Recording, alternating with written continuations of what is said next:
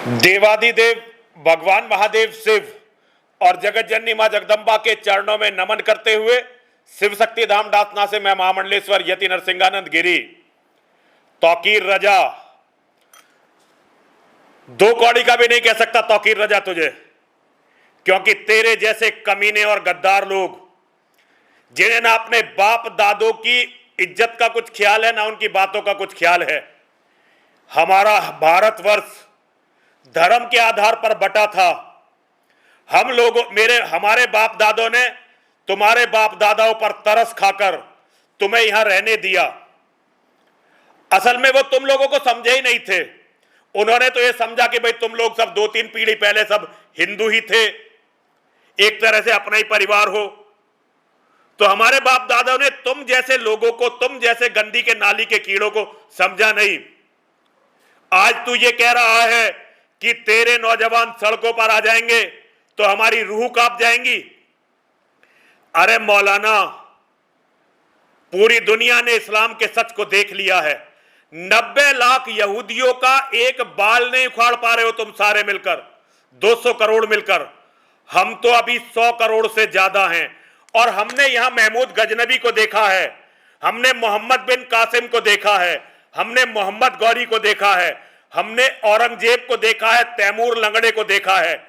और इनकी कब्रों में खाते हुए कीड़े शायद तूने नहीं देखे। तुम्हारे झूठ बोलने से कुछ नहीं होता।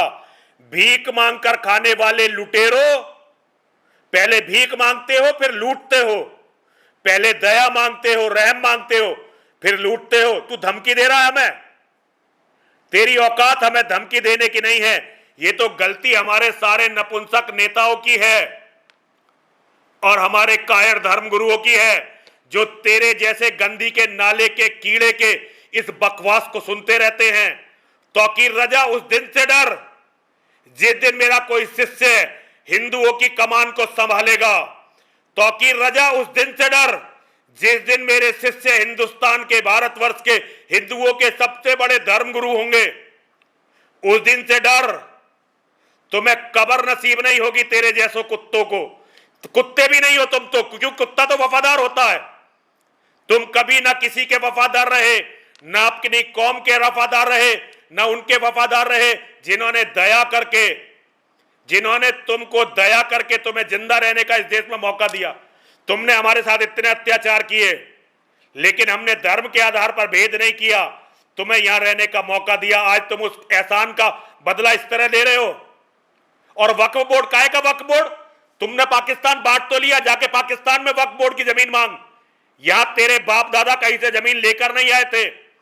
और तू ताकत दिखाएगा, अब मैं तुझे ताकत दिखाऊंगा। अब हम तुझे ताकत दिखाएंगे। दिखा कितनी ताकत तेरे में, और हम तेरी ताकत देखेंगे।